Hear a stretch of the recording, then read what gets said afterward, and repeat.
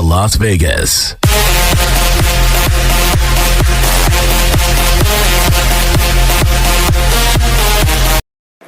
At the line of scrimmage.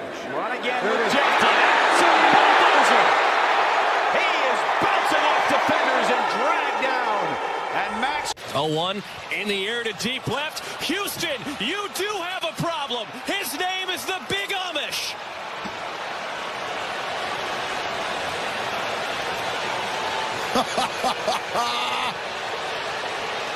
This kid is incredible. Dumps it in. Stewart juggles, catches. 6 seconds left. Stewart with 5. Draws the double. Laney to the corner. Vandersloot. No! And that is it! An unforgettable finish to Game 4. A resilient conclusion to a remarkable season for the Las Vegas Aces. And for the first time in 21 years, the WNBA has a back-to-back champion. The Aces on top yet again.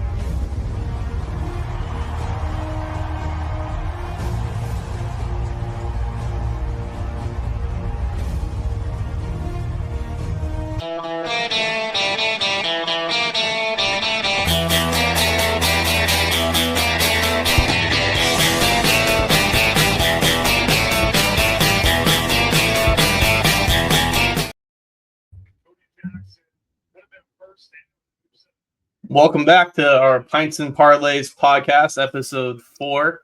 My name is Mike, and this is Aaron. How you We doing? got a lot to talk about. We got a lot to talk about and unpack today.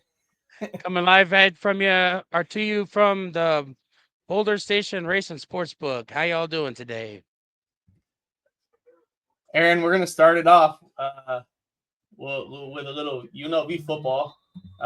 What an embarrassing performance last week by UNLV. Scraped out a win, but it was pretty embarrassing. Yeah, and what did we say? We said if they went into the game cocky, thinking that they were going to blow them out the water, they were going to struggle. And what happened? They went in cocky, thought they were going to blow them out the water, and they struggled. And, I mean, it was apparent. There were some embarrassing plays. I mean, Idaho State had 5 turnovers. How do you not score points off of them turnovers? It's unbelievable to me. I mean, they left 28 points on the they were 4-8 in the red zone, so they left a minimum 20 points on the board, and it was just a absolutely embarrassing performance by UNLV. I mean, they squeaked out a win, but no FCS school. We were talking about how, remember on our last episode, we talked about how low that we did say take the over, so the over did hit, right? But we did say that line was too freaking low, but apparently we were wrong because it was too high. Yes. We should not have made it that close of a game. Oops. That was kind of a little bad read on our part, I guess. But but we did predict. We did predict that they could have the possibilities of struggling. So we were half right and half wrong. I mean, I guess technically we brought up the Howard game, and it kind of mentioned the Howard game all over again. Like it was the Howard game, like honestly, because we were at that game and it was just atrocious. Like I was sitting there watching the sloppy play. It was unbelievable. To be fair, thinking back on it, other than them losing, I don't remember much from the Howard game. We did have a lot of to go around, so yeah. We took it a little hard for that one. Not gonna lie. Yes, well, thank you, Delta Guy. No, just kidding. Hey, Delta Chi was great. I'm not knocking that one. But tonight they actually play kickoff in 3 hours at 6:30. Depending on what time you watch this, tonight they play Sam Houston State. 6:30 kickoff Vegas time. The game is on CBS Sports Network. They're playing at a soccer stadium, which I guess technically they've had some success playing in a soccer stadium before. They beat Kansas in the soccer stadium last year. So the line is UNLV. It opened at UNLV minus 13.5. UNLV in Sam Houston game total was 63.5. is now down to UNLV minus 9.5. And the over-under was, when I last checked, it was 61.5. So I'm not sure where that stands. This is the first Right time now, Sam- Stations has the line at 9.5. UNLV minus 9.5 currently. first time Sam Houston and UNLV has ever played each other. I mean, look, it's UNLV is technically 1-0. The vibe in Allegiant Stadium for that game felt like a open door scrimmage. It was, the fans weren't in it till the fourth quarter, but that's expected when you play like absolute shit. So Yeah. Honestly, the though, defense, we got a comeback game today. I think UNLV kind of got the shell shock out of the way that you're not going to be able to just roll over everybody. You actually still got to play good well, I mean, football. one thing we talked about that we I didn't think you're going really to pull this one out. One thing we talked about that we didn't really get in, like we didn't dive deep into, but we talked about it a little bit, was they did move that game, so it was short prep for Idaho State. They were prepping for Sam Houston. They had to move fall camp up. They had some guys that were dinged up that didn't play. They looked unprepared, really. The offense didn't. Yeah. The defense, on the defense side of the ball, they looked unprepared. I mean, Sam Houston, but we're going to look at Sam Houston a little bit too.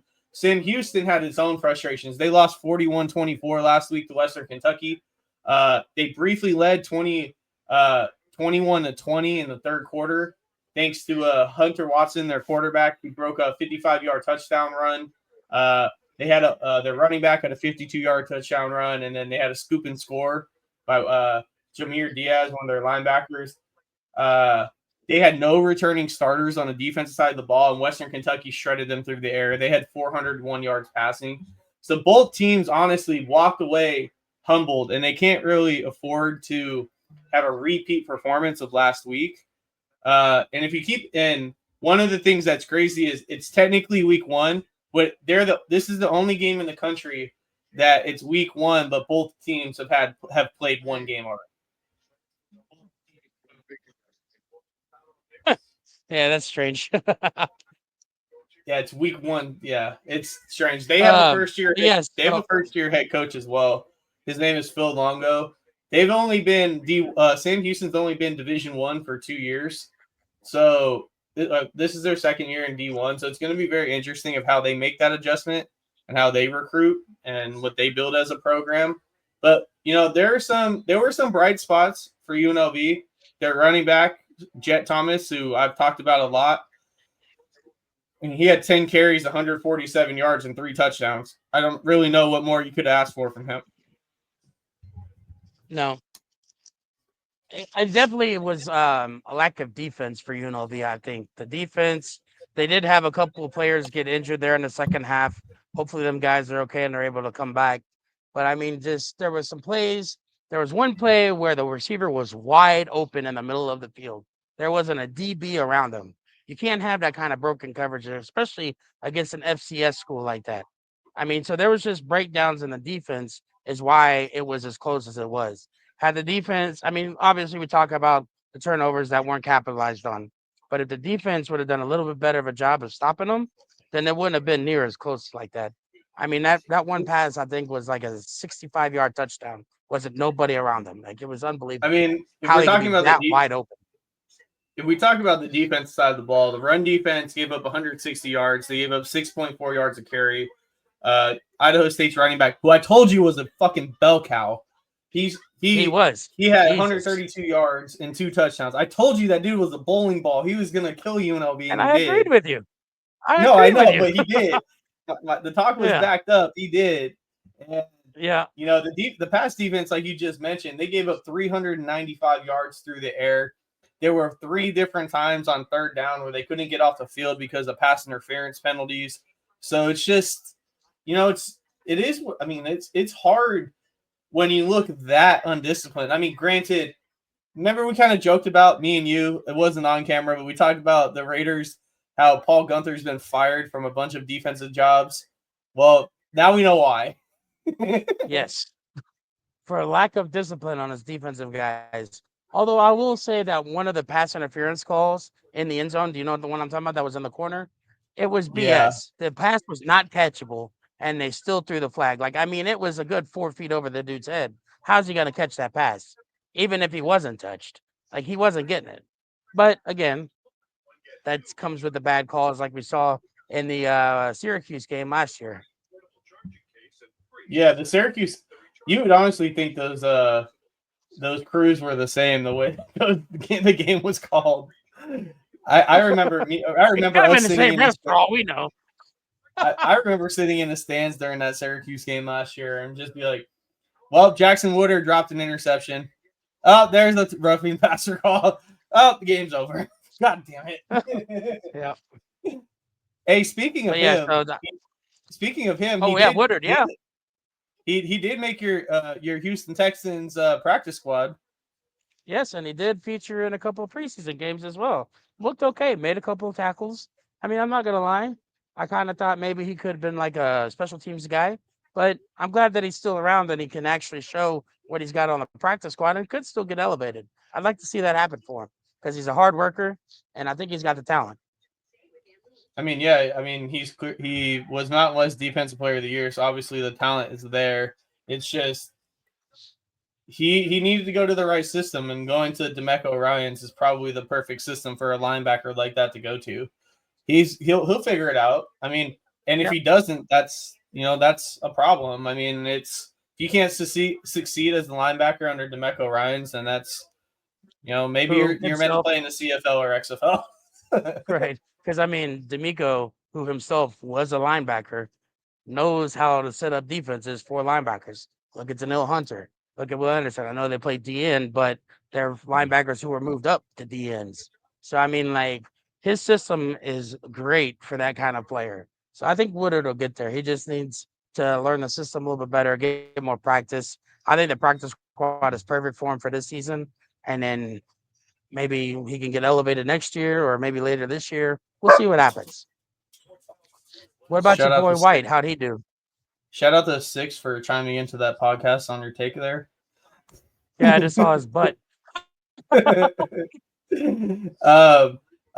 White got how's your boy White do? Ricky White got released, and then he rejoined on the Seattle's practice squad. So I was surprised they cut him for his special teams ability. I was surprised he got cut. I thought he could have made the roster as a special teamer alone. Yeah, well, and again, with these guys who make the practice squad, there's always time for them to get elevated. I mean, there's 18 games in a season. I mean, God forbid injuries, but I mean, you never know. And if they prove themselves on the practice squad, they might get a third or fourth string position. So we'll see what happens. Oh yeah, I mean it's the NFL. People are going to get hurt. It's just the seasons. I'm not one of those ones that say season's too long. I'm not saying it like that, but it's like injuries happen. People roll their ankles. They get dinged up. They get a chest injury, rib injury. They miss a game here and there. Like nobody plays. It's very rare nowadays that anybody plays a full season. So unless you're a quarterback, like it's very rare. Right. So let's talk about a little bit the slate tonight. We have obviously we have UNLV. We'll leave our picks for the UNLV game to the end of the podcast. But there's a bunch of games going on tonight. What do you call it? Army is playing Tarleton State right now. They're currently up 7-3. Yep. I thoroughly enjoyed the ass kicking that Boise State received last night. I was very happy with that. Si, senor. Very, very nice. I did give out on my picks page. Take the under. Take South Florida money line and take South Florida when it opened at +10, and all three of those hit. So you followed my picks. You made some money on that one. It was bad. Like, and then you had I mean, they couldn't do anything. They really showed that they really are gonna miss Ashton Genty. Granted, it is Boise. They'll probably figure it out, but yeah. And then tonight you have a bunch of games kicking off here in about 15 minutes. You have Wake Forest and Kennesaw State. Wake Forest is a 18.5-point favorite in that one. You have Michigan State and Western Michigan. Michigan State's a 22.5-point favorite there. And then you have Charlotte and App State. App State's a 3.5-point favorite. Looks like they're playing that game. The Duke's Mayo Classic. They're playing that game at the Panthers Stadium. Yeah, Bank of America Stadium, Charlotte, North Carolina. Yep. Then you got FIU and Bethune-Cookman. Army's about to go up 14-3 here in a second. But yeah, I mean, there's a lot of. I mean, those are just all the games that are kicking off at 4:00, not even leading up to the the UNLV game that's at 6:30. I like. I mean, you have Western Illinois. Playing Illinois. Illinois is going to kill them. Kansas playing another FCS school. There's a really interesting game. There's two interesting games tonight other than the UNLV game. The Baylor and Auburn game. That's going to be a very, very good game, in my opinion. Yep. And then I got Auburn in that one. I like Baylor. That's just me. I don't like the whole situation. Auburn -1.5. The other game I'm intrigued on seeing how it plays out is the Georgia Tech and Colorado game. Life after Travis Hunter and Shedeur Sanders for Dion. Let's see how that goes. Let's see if he can actually coach.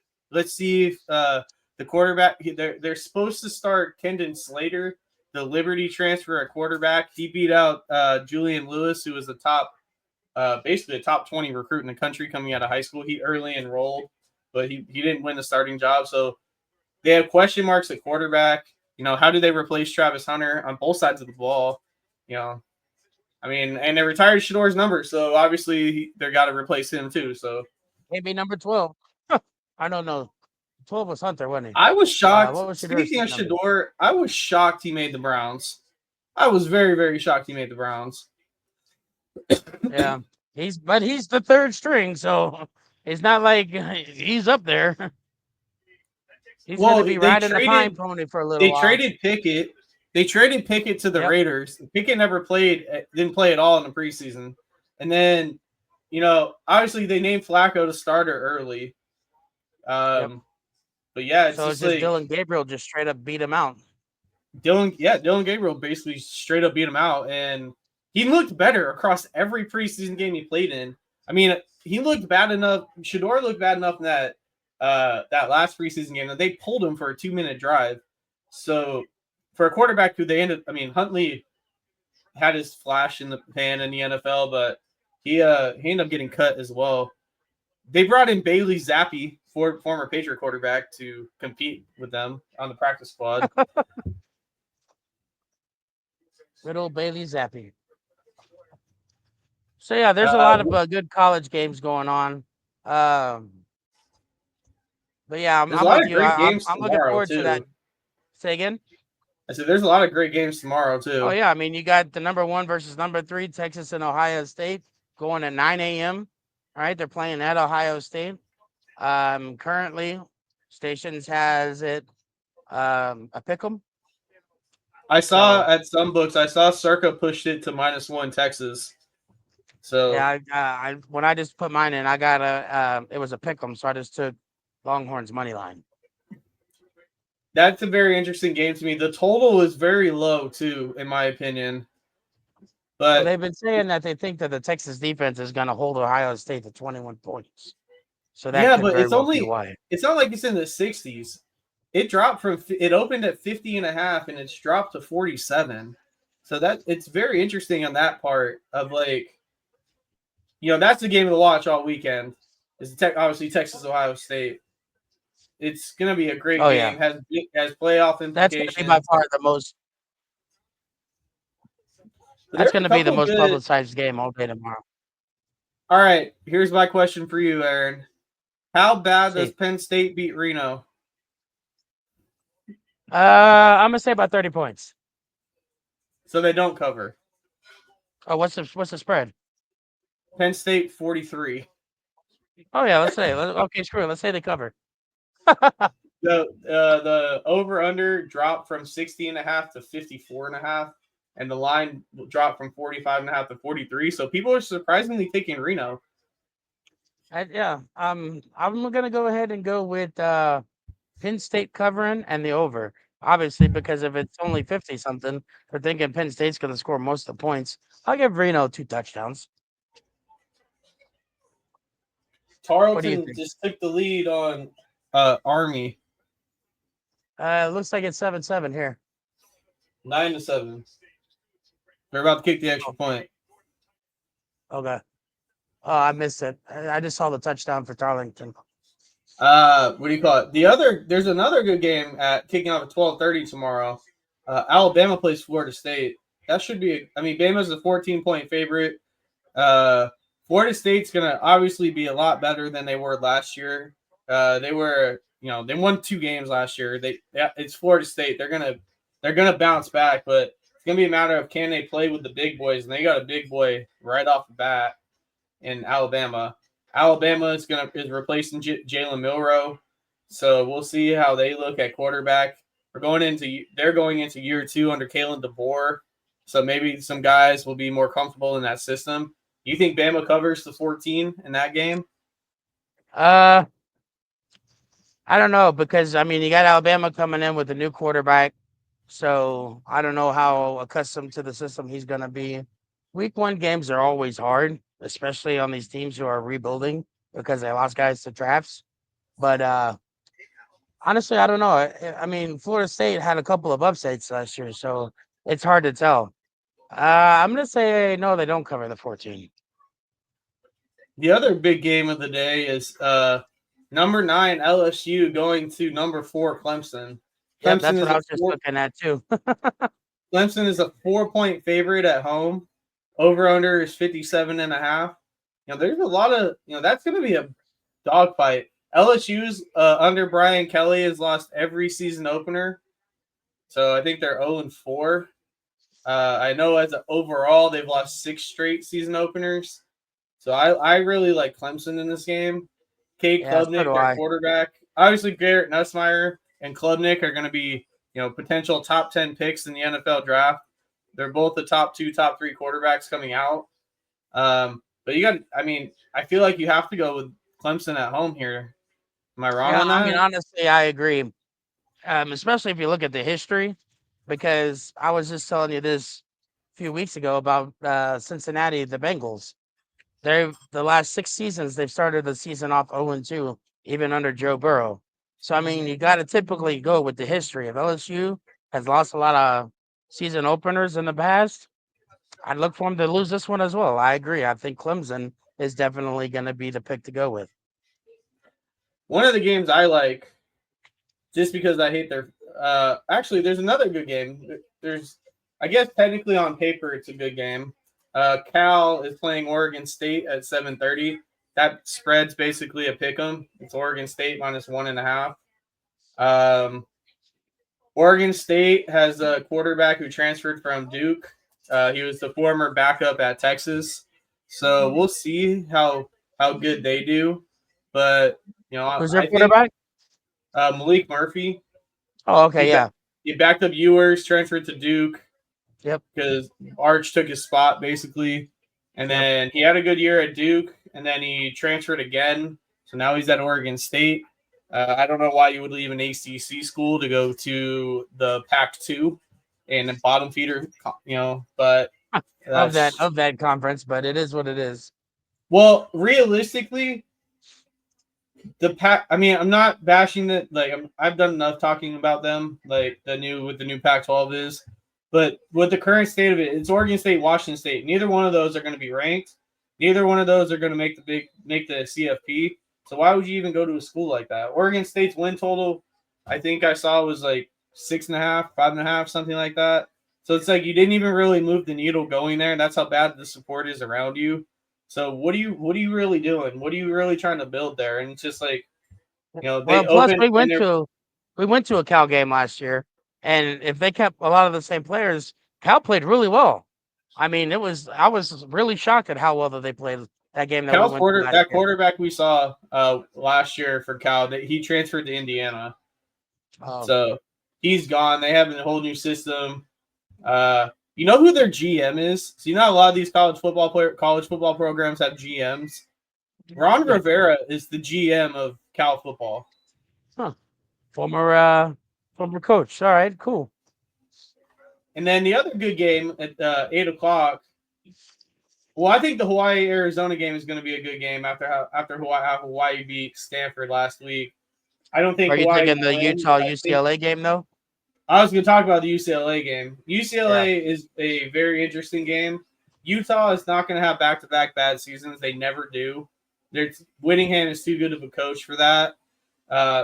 They look retooled at quarterback. Last year they were counting on the guy had been there for 7 years. I can't remember his name off the top of my head.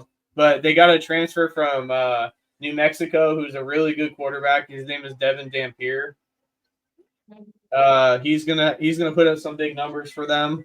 If he can, he's a better quarterback than Nico, in my opinion. So, I mean, UCLA is going to be very interesting. They've been talking a lot of smack I've seen on Twitter about their receivers think they're going to be a lot better because they have better quarterbacks.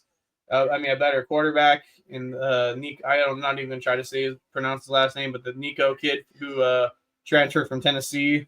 But even him, he didn't move the needle either for them. Their win total was still 5.5, and Utah is a 5.5 point favorite on the road to open the season. There's a good chance. I mean, knock on wood, UNLV wins tonight. There's a good chance that UCLA could leave their first 2 weeks 0-2. They may not come into Allegiant Stadium and win that game either. If Dan Mullen gets it right, Dan Mullen gets it right tonight with UNLV, and they're not looking ahead, and all the eyes in the city are on that UCLA UNLV game. There's no reason why UNLV can't win that game. I've seen so much negativity on UNLV Twitter. I mean, they haven't. A lot of UNLV fans haven't been in this spot where it's high expectations going into a season and they have a performance like that. But walk yourself back off the ledge a little bit. They didn't lose. They have a good chance to make a statement tonight. They make a statement tonight. They can make a huge statement and beat the shit out of UCLA in 2 weeks. Yeah, I'm definitely not hanging myself off of last week's game. Oh, dude, there were some that there were some obviously fans they came out with the win, but I mean, it was just how they won that really made me shake my head because it shouldn't have been that close. No, But yes, I agree. They get the W tonight. They're going to be floating on air. UCLA comes in. They very well could be starting 3-0. Yeah, and then it's back right on track to be where everybody thought they would be, to start the season. Just it didn't look pretty. They just got to rebound and answer that game. But I really like going back to the Utah UCLA game before we got too far off track. I think I think Utah wins that game. I think by at least a touchdown. I think they cover the 5.5 easy. I agree. I don't think that UCLA has the athletes to play with them. Honestly. Yeah, I don't think I'm with you. I don't think Utah has 2 bad seasons in a row because before last season they had a spectacular season where they were freaking murking everybody. So I think they're gonna get back on track and do their thing. I need to look up that guy's name because now I'm annoyed. Cam Rising. I don't know why I drew a blank on that. On the quarterback for Utah? Yeah, Cam Rising. He was there for like 4 or 5 years, led him to 6 years, led him to 2 Rose Bowls. He was a great quarterback for them. Then you had the very, very night slate. The cap off the night, you have Washington and Colorado State. I mean, Washington's going to kill Colorado State. Colorado State is they're one of those programs that talks the talk. They think they're going to be better than they are, and they never live up to expectations. So, yep. Let's look to Sunday's game. Sunday we got Notre Dame at Miami. I think that's going to be a very good South game. Carolina.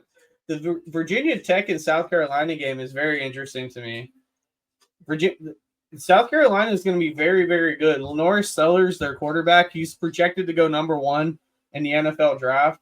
He is up there. He's not the Heisman favorite. That's obviously, very watered down in Arch Manning, but he is a very good candidate to win the Heisman Trophy. And they're a touchdown favorite at home.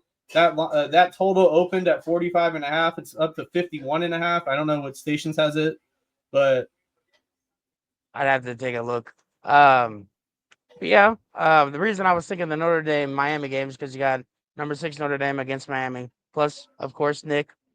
He's going to be rooting for Notre Dame. What's the point spread on that game?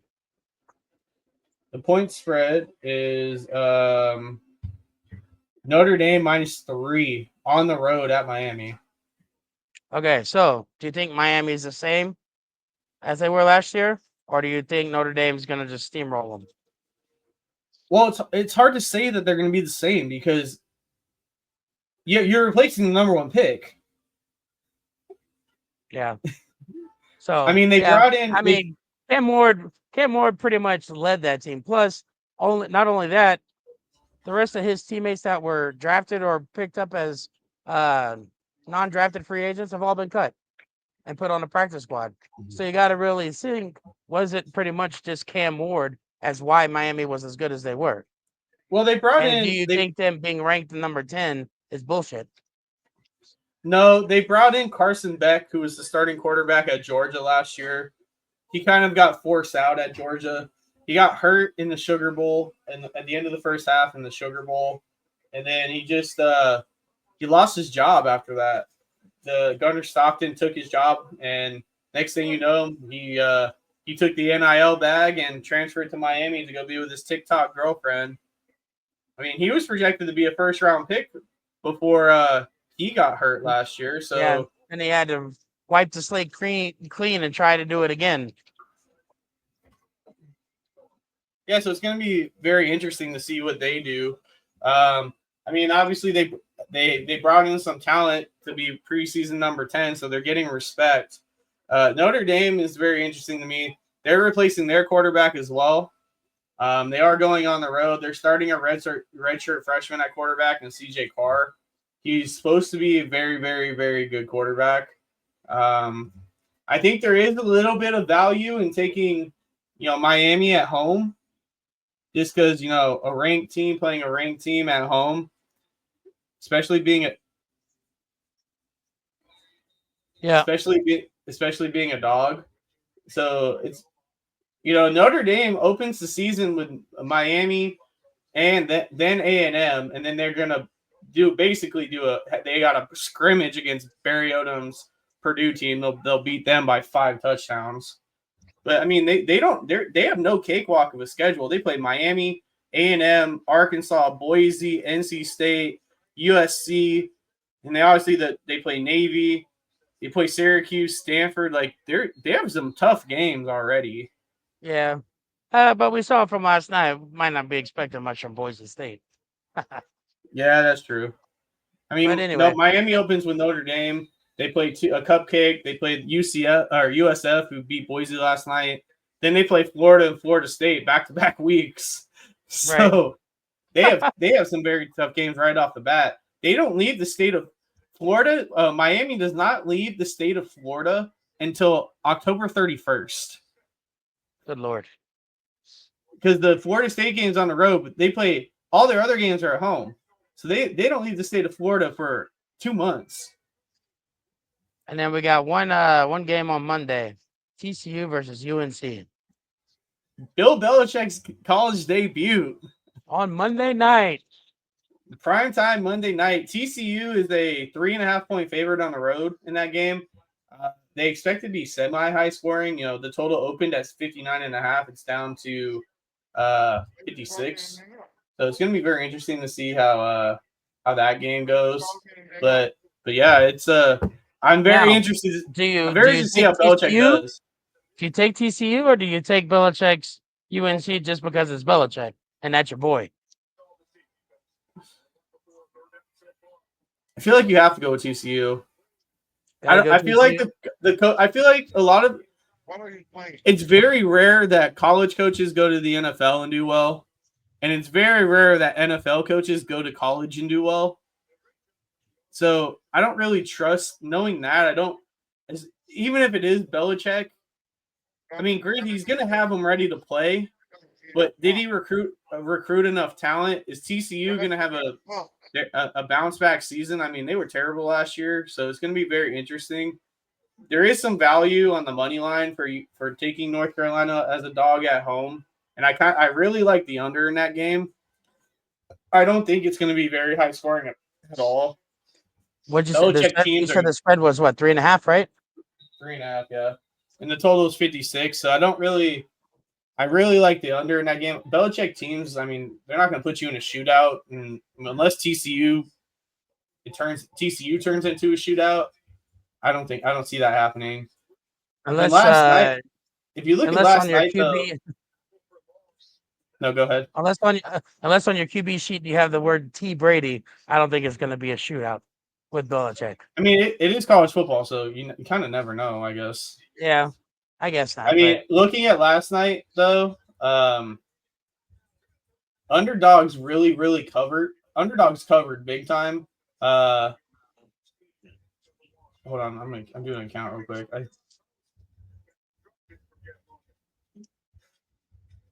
1, 2,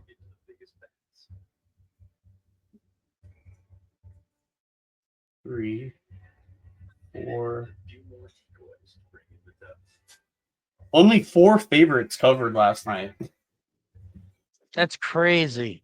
And there were 1, 2, 3, 4, 5, 6, 7, 8, 9, 10, 11, 12, 13, 14, 15. There were 17 games last night. Favorites went 4-13 against the spread last night. That's interesting. Although tomorrow is obviously and today are different days, but still, I think that's pretty interesting to say the least. Well, I mean, it makes sense. Week ones are sloppy. They look bad.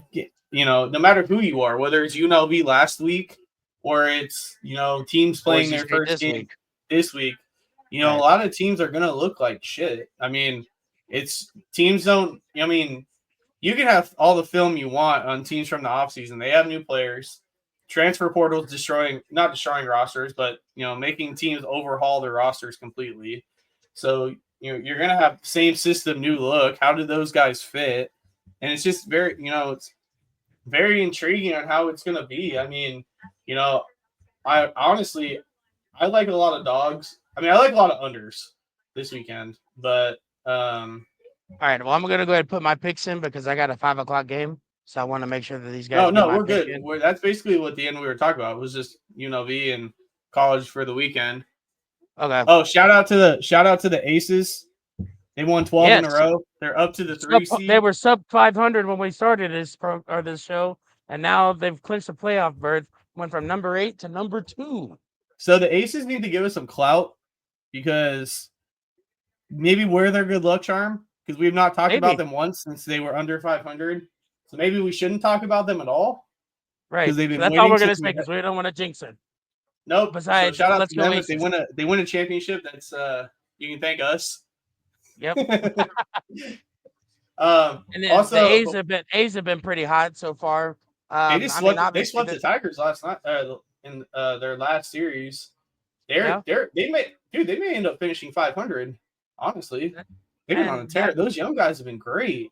Right. I mean, it just goes to show that what the future could be. And then you were telling me yesterday that they got 2 series next year here at Aviator Stadium. Am I right?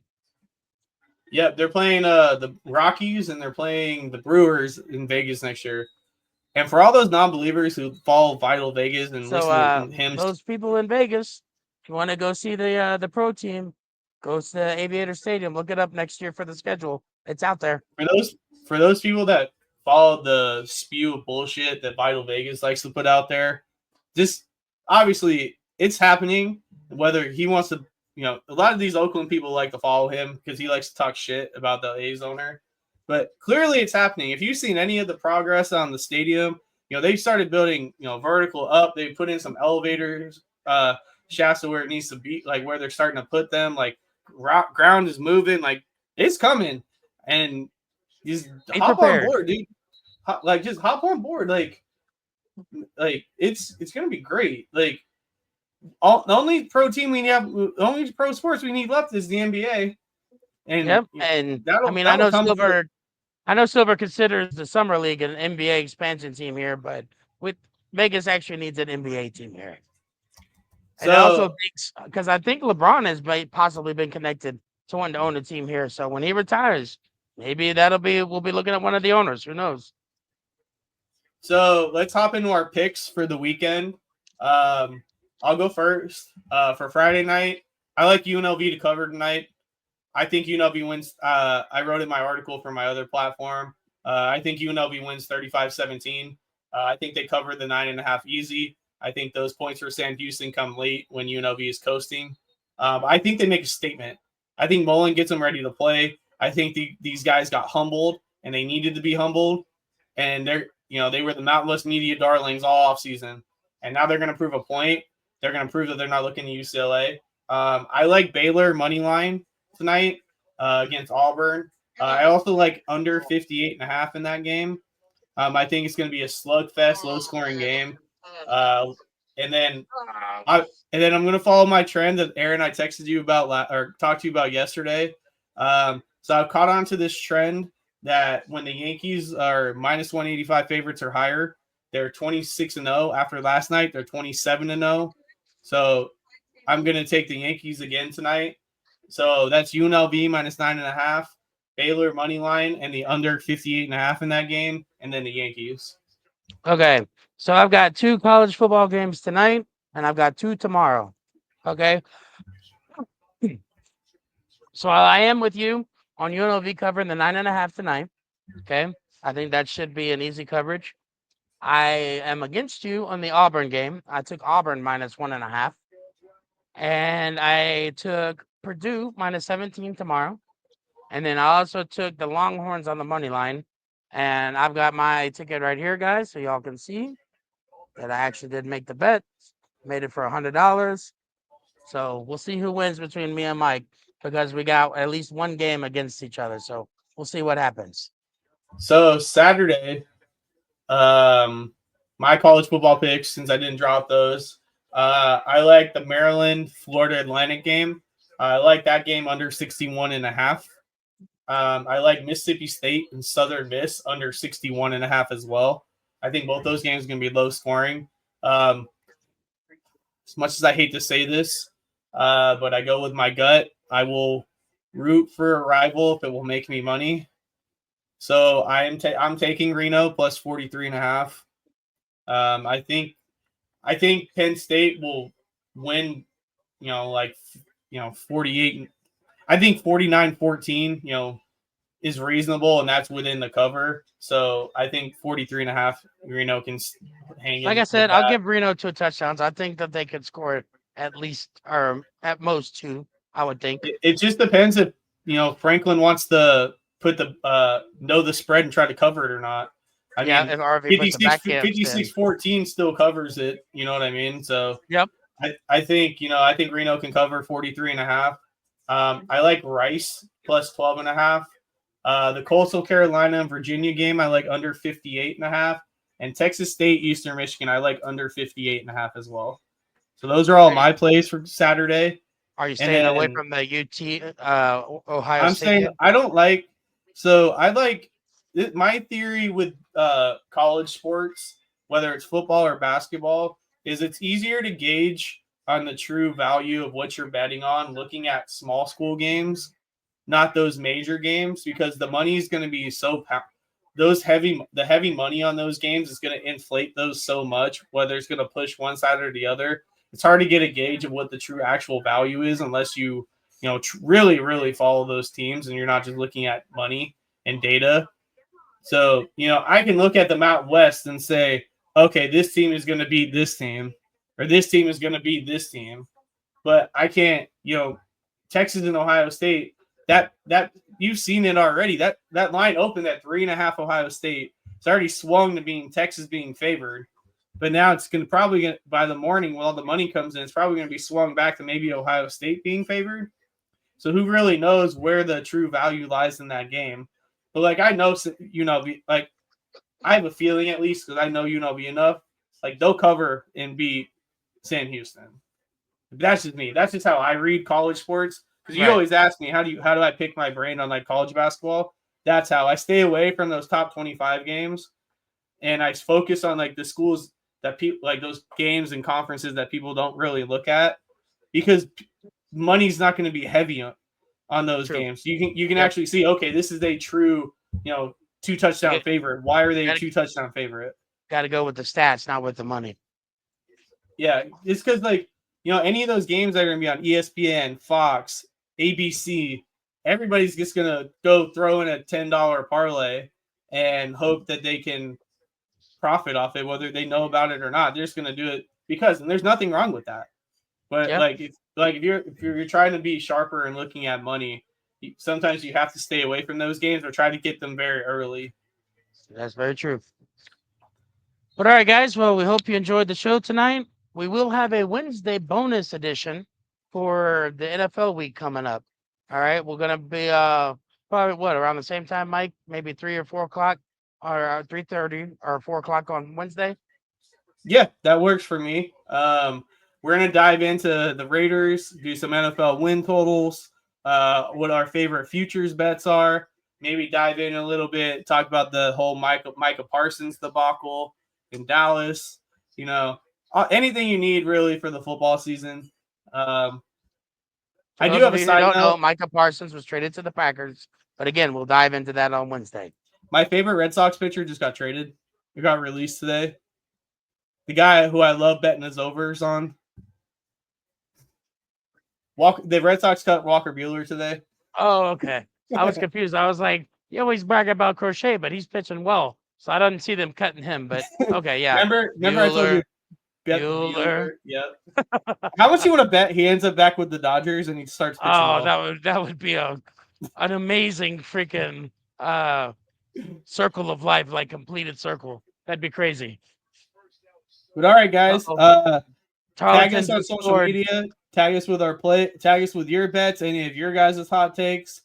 And yeah, we want to see your guys' action as well. Thank you for everybody for watching. And make sure you We'll enjoy see you on a pint. Wednesday. Make We'll sure see you you on enjoy Wednesday, a pint guys. and bet some parlays. That's right. Oh, and drink some pints. Have a good night, guys.